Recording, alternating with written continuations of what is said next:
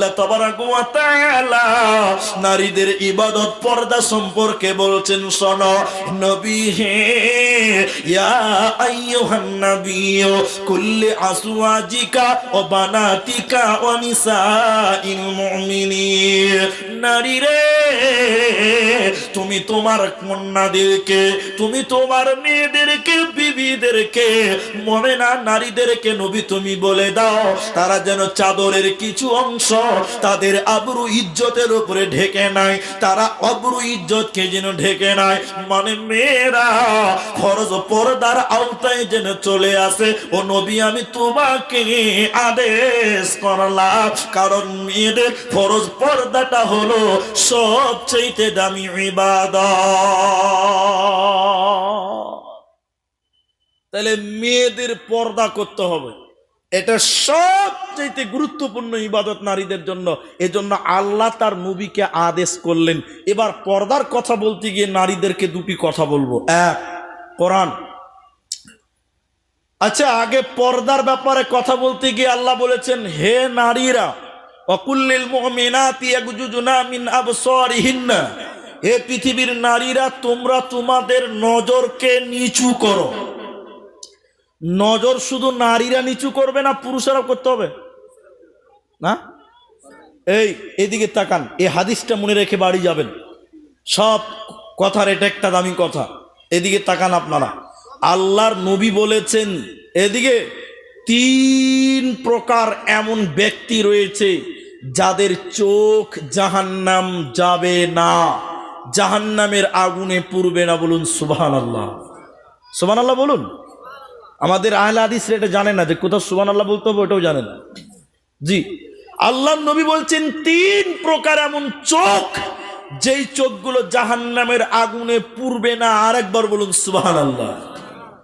তার এক, আল্লাহর নবী বলছেন যেই চোখ নারী দেখলে নিচু হয়। বেগানা নারী দেখলে চোখ কি করতে হবে? নিচু করতে হবে। আপনারা বলুন, মেয়ে মানুষ দেখলে চোখটা কি করতে হবে? এখনকার যুবক ছেলেদেরকে বলছি, এই নারী দেখলে চোখ নিচু হয় না, চোখের পাওয়ার বেড়ে যায়। ওরে বাপ রে বাপ, 90% ভোল্টেজ বাড়ে, চোখের বাড়ে না? তা আপনারা বুড়া মানুষ খুব খুশি হয়েছেন যে যুবকদেরকে বললো, আমাদের বললো না? কিছু কিছু বুড়া এত শয়তান, এত টাটকা বিয়াদব, এই বুড়ার বয়স হয়ে গেছে, চরিত্র ভালো হয়নি, সুন্দরী মেয়ে দেখছে, তখন চশমার উপর টেরা চোখের দেখছে। কত দুশ্চরিত্র মাল আছে না এরকম দুশ্চরিত্র? হ্যাঁ, বহুত আছে, বহুত আছে। তা আল্লাহ নবী বললেন, যেই পুরুষ নারী দেখলে চোখ নিচু করে, ওই চোখ জাহান্নামের আগুনে পুড়বে না। সবাই বলুন সুবহানাল্লাহ। আর আল্লাহ নবী কি বলেছেন জানেন? আলী, বিঙ্গ মেয়ের দিকে তাকায়ও না, ফা ইন্নালাকাল উলা, বিনা ইচ্ছাকৃত ভাবে। তাহলে রাস্তাঘাটে মেয়ে দেখতে পেয়েছেন, একবার দেখেছেন, চোখ নিচু করেন, দ্বিতীয়বার দেখা জায়েজ নাই। আল্লাহ নবী বলেন, আলী, একবার দেখেছো, দেখে ফেলেছো, চোখ নামাও, দ্বিতীয়বার দেখিও না, একবার দেখা যায়। কোন এক জালসায় বলেছি একবার দেখা যায়, 2বার দেখা যাবে না, পাপ হবে। তখন কয়েকটা যুবক ছেলে জিন্সের পড়ে এসে বলছে, মৌলভী সাহেব একবার দেখা যাবে? বলে হ্যাঁ। কই তাহলে একবার দেখবো, 10 মিনিট ভইরা দেখবো। তো একবার দেখা যাবে তো 10 মিনিট ভইরা দেখে নিব, তারপরে চোখটা নামাবো। চোখে গরম তামা ঢেলে ঢেলে ঢেলে ঢেলে গলিয়ে গলিয়ে তার চোখে ঢালা হবে। বলুন নাউজুবিল্লাহ। এজন্য আল্লাহ নারীদের পর্দার কথা বলতে গিয়ে আগে পুরুষদেরকে বলেছে, তোরা নজরটা নিচু কর। এরপরে মেয়েদেরকে আল্লাহ বলেছেন, ওয়াকুল্লিল মুমিনাতি ইয়াগজুজনা মিন আবসারিহিন্না। নারী রে, হে পৃথিবীর মুমিনা নারীরা, তোমরা তোমাদের নজরকে নিচু করে নাও। তার কারণ হলো, নজর এমন একটি জিনিস, এই নজর থেকে জেনা শুরু হয়, জেনার লেনদেন শুরু হয় নজরের মাধ্যমে। এজন্য আল্লাহ বলেছেন, হে পৃথিবীর নারীরা, তোমরাও তোমাদের নজর নিচু করে নাও। আপনাদের আশেপাশে রেল স্টেশন কি আছে? রায়গঞ্জ। এটা তো কাছে নাকি? না তার সাথে কাছে কিছু আছে? রায়গঞ্জ। আপনারা বন্দে ভারত ট্রেন দেখেছেন? বন্দে ভারত আপনারা সরাসরি বন্দে ভারত দেখেননি না? 2-4 জন দেখেছে। তো এখন মনে করেন একটা ছোট্ট স্টেশন ধরেন রায়গঞ্জে বন্দে ভারত দাঁড়াবে বলুন? কিন্তু স্টেশনের শেষে মানে স্টেশন প্ল্যাটফর্ম শেষ, ওখানে একটা সিগন্যাল আছে, ওখানে যদি লাল সিগন্যাল দেয় তাহলে প্ল্যাটফর্মে ট্রেন বন্দে ভারত দাঁড়াবে না? বন্দে ভারত দাঁড়াবে মানে বুলেট ট্রেন হলেও দাঁড়াবে না? লাল সিগন্যাল মানে কি? সামনে বিপদ, দাঁড়াবে না? আর স্টেশনের সামনে যদি শেষে যদি সবুজ সিগন্যাল দেয় তাহলে প্ল্যাটফর্মে দাঁড়াবে, সা করে বাড়িয়ে যাবে। রায়গঞ্জ কেন, মালদা টাউন হলেও দাঁড়াবে না, যদি সবুজ সিগন্যাল পায় দাঁড়াবে, সা করে বেরিয়ে চলে যাবে। মেয়েদেরকে আল্লাহ বলছেন, হে পৃথিবীর নারীরা, পুরুষদেরকে তোরা খবরদার সবুজ সিগন্যাল দিবি না, লাল সিগন্যাল দে। কোন পুরুষ তোকে দেখে যেন আকর্ষণ না হয়, চোখ গরম করে তাকা, ভুল করে দ্বিতীয়বার তোর দিকে না তাকাতে পারে, তোর দিকে না আগাতে পারে। আর এখনকার বর্তমান বেটি ছেলেরা, বেটা ছেলে দেখেছে, ও শোন বহিন, জালসাতে এসে বলছে ছেলেটা, ও শোন বহিন, কি জি ভাই, আর শুরু হয়ে গেছে জমজমা। নাম্বারটা দেওয়া যাবে না? এবার নাম্বার দিয়ে রাত একটাই হ্যালো আর গেল আর হ্যালো। যখনই মেয়েটার দিকে বলেছিল শোন বহিন, জুতা দেখেছিস শোন বহিন মানে, তুই জানিস আমি কে? আর দ্বিতীয়বার ওর দিকে তাকাবে, আপনারা বলে তাকাবে? আল্লাহ বলেন, হে নারীরা, পুরুষেরা যদি তোমাদের দিকে অগ্রসর হয় খবরদার আশ্রয় দিবে না, তাদেরকে গরম করে বলো।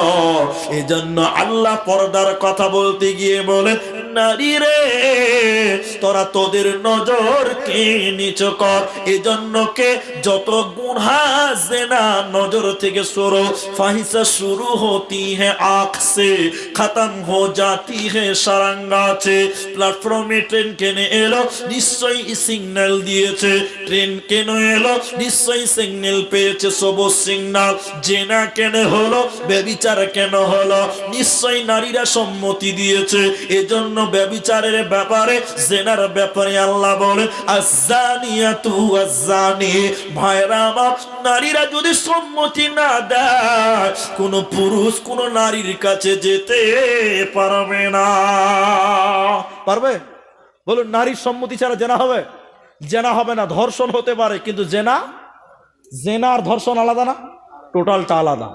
এই জন্য নারী, তুমি হিফাজত করো, তুমি তোমার নজরকে নিচু করে নাও, কোনো পুরুষকে সবুজ সিগন্যাল দিও না।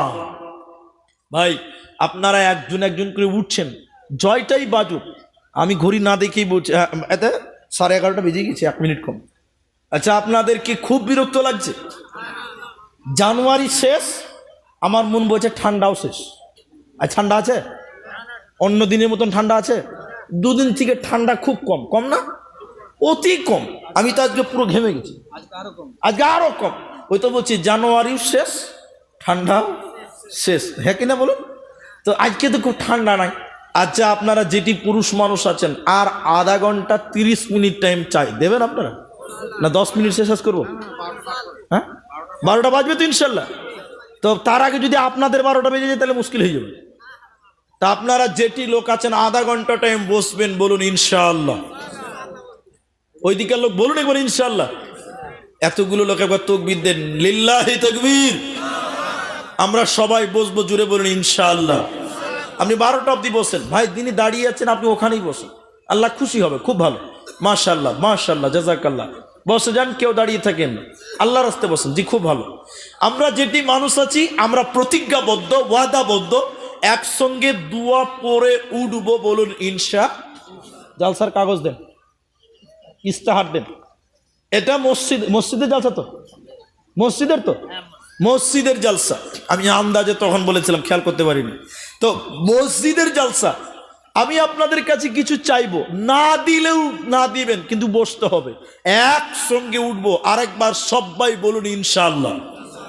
আমার মায়েরা, আপনারাও বসুন, কেউ উঠিয়েন না। আমি দান চাইবো, তবে এখন চাইছি না, আমার বক্তব্যটা শেষ করতে দেন। আপনার মন চাইলে দেবেন, মন না চাইলে দেবেন না, কিন্তু আপনি উঠিয়েন না। চাইলেই দিতে হবে এমনটা নয়, আপনার ওয়াদাবদ্ধ হয়েছেন। আমরা মুসলিমরা একসঙ্গে দোয়া পড়ে, রাসূলুল্লাহ মজলিস ভঙ্গ করার সময় একটা দোয়া বলতেন না? ওই দোয়াটা আপনি আমি আজকে মজলিস ভঙ্গ করার সময় বলে একসঙ্গে বাড়ি যাব। সবাই আর একটু জুড়ে বলুন ইনশা। আমার মায়েরা, আপনারা যিনারা বসে আছেন আপনারাও বসে থাকুন একসঙ্গে। আপনাদেরই বয়ান চলছে, আমাকে তাজামুল বললো যে নারীদের উপরেই বলুন, তো আপনাদের ব্যাপারেই বলছিলাম। আপনারাও বসুন, আমি বক্তব্য শেষ করি, আপনাদের সঙ্গে একটু নেওয়া দেওয়ার পর্বও শেষ করব। তবে যার মন চাইবে সে দেবে, যার মন চাইবে না দেবে না। তবে এখন বসুন, এখন চাইছি না। আল্লাহ আমাদের সকলকে ধৈর্য ধারণ করার তৌফিক দান করুক। সকলে বলুন আল্লাহুম্মা আমিন। যাই হোক, পাঁচ ভাই, এটা মসজিদে নাকি? এটা মসজিদের জালসা, মাশাআল্লাহ, এটা এখানে রাখেন। এবার মায়েরা, তাহলে পুরুষদের নজর নিচু করতে হবে, আর মায়েদেরকে আল্লাহর কোরআন বললেন তোমরাও নজর নিচু করো। এরপরে আল্লাহ বলেন ওয়াহফাজনা ফুরুজাহুন্না, নারী রে তুমি তোমার শরমগাহের হেফাজত করো, লজ্জাস্থানের হেফাজত করো। আল্লাহর কসম, এই দুটি ওসিয়ত মেনে নেন, আপনার এহকাল পরকাল কামিয়াব হবে। এদিকে দেখেন, এদিকে দেখেন, আল্লাহ নবী বলছেন দুই ঠোঁট। এদিকে আপনারা অনেকে শেষাবাদিয়ার লোক ঠোঁট বলে না, হোট বলে, জি, তো বলছে দুই ঠোঁটের মাঝখান, তার নাম জিবলা, জোহব্বা, জবান। আর আল্লাহ রসুল বলছেন দুই পায়ের মাঝখান, তার নাম লজ্জাস্থান। আপনারা বলুন, দুই ঠোঁটের মাঝে কি আছে? জিহ্বা, জবান। দু পায়ের মাঝখানে কি আছে? লজ্জাস্থান। বলুন আপনারা, লজ্জাস্থান। আল্লাহর নবী বলছেন যে ব্যক্তি দুই ঠোঁটের মাঝখান জবানকে হেফাজত করবে, আর যে ব্যক্তি দুই পায়ের মাঝখান লজ্জাস্থানের হেফাজত করবে, আমি নবী তার জন্য জান্নাতের জিম্মা নিলাম, ওয়াদা দিলাম। বলুন সুবহানাল্লাহ। তাহলে দুই ঠোঁটের মাঝখান জবান, মানে মন চাইলেই বলতে পাবেন না। আমি আগেই বলেছি আপনি স্বাধীন নয়। আর দুই পায়ের মাঝখান লজ্জাস্থান। আল্লাহ বলেন নারী রে তোমরা তোমাদের শরমগাহের হেফাজত করো, লজ্জাস্থানের হেফাজত করো। খবরদার পৃথিবীর কোন লুচ্চাকি দিয়ে নিজের লজ্জাস্থানকে নোংরা করবি না। কেন? ফরিক উদাহরণ দিচ্ছি আপনাকে। কেন? এই কেনর ব্যাপার একটা উদাহরণ দিচ্ছি। আমার বাড়ি আসাম, বরপেটা জেলা সর্থিবাড়ি থানা, সতলা গ্রাম। কলকাতা দমদম বিমানবন্দরে নামলাম সৌদি আরব থেকে, বুঝাবার জন্য বলছি। আর আমার সঙ্গে এসছে কাবা শরীফের ইমাম। লোকটা কম দামি না বেশি দামি? আর মদিনা নববীর ইমাম। সুবহানাল্লাহ বলবেন না? এরা দুজন কলকাতাতে এসছে, আমার সঙ্গে এসছে দেশটা দেখার জন্য, বুঝাবার জন্য বলছি। এদেরকে নিয়ে চললাম এবার আসাম যাব। বলছি ট্রেনেও যাব না, প্লেনেও যাব না, দেশটা ঘোরাবো। এর জন্য মনে করলাম গাড়িতে যাব, কলকাতা থেকে আসাম যাব। গাড়ি নিয়ে আস্তে আস্তে আস্তে আস্তে ইটাহার পেরোলাম, তখন মাগরিবের আজান দিল। তখন আমার সঙ্গে রয়েছে কাবা শরীফের ইমাম, মদিনা নববীর ইমাম। মায়েরা শোনেন, তো আমি মনে করলাম এত দামি লোক রাত জাগিয়ে না নিয়ে যে ওই কি বলছে গ্রামটার নাম, কুরকিটলা। আমি মনে করলাম এত দামি লোকদেরকে কষ্ট করে না নিয়ে যে বোতলবাড়ি কুরকিটলা গ্রামে এদেরকে নিয়ে রাতটা থেকে আবার সকালবেলা আসামের দিকে রাস্তা ধরবো। এবার আমি মোবাইলটি নিয়ে এই গ্রামের ছেলেদেরকে, মনে করেন তাজামুল ভাইকে ফোন করে বললাম, তাজামুল আমার সঙ্গে কাবা শরীফের ইমাম আছে আর মদিনা নববীর ইমাম, নবীর মুসল্লার ইমাম। বলুন সুবহানাল্লাহ। এত দামি লোক আছে, আসাম যাব, তো ভাবছি রাতটা তোমাদের কুরকিটলাতে থেকে সকালে আমরা বের হব। আচ্ছা, এই খবরটা শুনে যদি এই গ্রামের ছেলেরা শুনে খুশি হবে না দুঃখ পাবে? খুশি হবে না? ওরে সুবহানাল্লাহ, এত দামি লোক জীবনে পাওয়া যাবে না। এই ছেলেদের যদি ভিক্ষা করতে হয় করবে, তাও ভালো, মসজিদের পাশে একটা রুমে এসি রুমের ব্যবস্থা করবে। করবে না ভাই? করবে না? করবে। এরা মসজিদের ইমাম সাহেব, গ্রামের ছেলেরা একদম মসজিদের পাশে রুমটাতে এসি টেসি ফিটিং করে টিপটপ করে সাজিয়ে দিয়ে মসজিদের ইমাম সাহেব পর স্ত্রীকে বলছে, এই আব্দুল্লাহর মা, এই ঘরটা এসি টেসি সাজিয়ে দিলাম, ঘরটার হেফাজত করো, আমরা একটু বোতলবাড়ি থেকে কাবা শরীফের ইমামকে রিসিভ করে নিয়ে আসি। এবার ইমাম সাহেব ঘরটা হেফাজত করতে বললো আর স্ত্রীকে, বোতলবাড়িতে গেছে কাবা শরীফের ইমামকে আনতে। ইমাম সাহেবকে এনে দেখছে ঘরটার আর কি হেফাজত করবে, ওর বহু আর স্ত্রী আর কি হেফাজত করবে। দেখছে ওই ঘরটাতে 5টা ছাগল আর 10টা ভেড়া আর 15টা মুরগি বেঁধে রেখে দিয়েছে। আচ্ছা আপনারা বলুন, ওই ঘরে আর এত দামি লোককে রাখা যাবে না? চেঞ্জ করতে হবে? বলুন আপনারা, বলুন। চেঞ্জ করতে হবে। পরিবেশ যত জায়গা যত দামি, মেহমান তত দামি। যত দামি মেহমান তত জায়গা দামি হবে। মায়েরা আমার, বোনেরা আমার, আল্লাহ বলেন ইয়াহফাজনা ফুরুজাহুন্না, তোমরা তোমাদের শরঙ্গার হিফাজত করো। কেন কেন? যত নবী, রসুল, আবদার, পীর, পাইগাম্বার, আলেম, হাফেজ, কারি, মাওলানা, মুফতি, মাস্টার, ডাক্তার, ব্যারিস্টার, ইঞ্জিনিয়ার, যত দামি দামি লোক পৃথিবীতে নবী রসুল এসেছে, সব এই রাস্তা দিয়ে দুনিয়াতে এসেছে। তোমাদের পেটে কিছুক্ষণ থেকে দুনিয়াতে আসবে। এই জন্য আল্লাহ নারীদের ইজ্জতটাকে, সতীত্বটাকে সুন্দর করে বানিয়ে দিয়ে, সাজিয়ে দিয়ে বলেছে, আল্লাহ বান্দিরে হিফাজত করিও। কারণ যত দামি দামি লোক এই জায়গা দিয়ে পৃথিবীতে আসবে, তুমি যদি তোমার লজ্জাস্থানটাকে কোনো লুচ্চাকি দিয়ে নষ্ট করে দাও, নোংরা করে দাও, আমি আল্লাহ তোমাকে দামি সন্তানের মা বানাবো না। তোমার পেটে ভালো সন্তান হবে না, দেখবে তুমি চোরের মা হয়ে যাবে, লম্পটের মা হয়ে যাবে, বাটপারের মা হয়ে যাবে।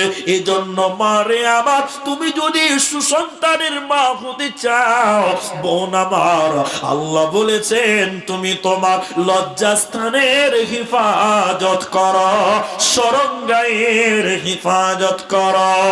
আল্লাহ তাবারাক ওয়া তাআলা বলেন, নারী রে ওয়াহফাজনা ফুরুজাহুন্না ওয়ালা ইবদিনা জিনাতাহুন্না। এরপরে আল্লাহ বলছেন, হে মেয়েরা, তোমরা তোমাদের জিনাত ঢেকে নাও। এখানে পরপর দুইবার জেনাতের কথা আছে, দুইবার আমি একসঙ্গে বলে দিয়েছি কথাটা। জেনাত বলতে রূপ সৌন্দর্য প্রদর্শন করিও না, তোমার উড়নিটাকে নাকের মুখের উপর দিয়ে বইয়ে লাও, এই জায়গাটা, কলারটার সাদা জায়গাটা তুমি কোনো পুরুষকে দেখায় না, আর তুমি তোমার রূপ সৌন্দর্যটাকে ঢেকে নাও। এখন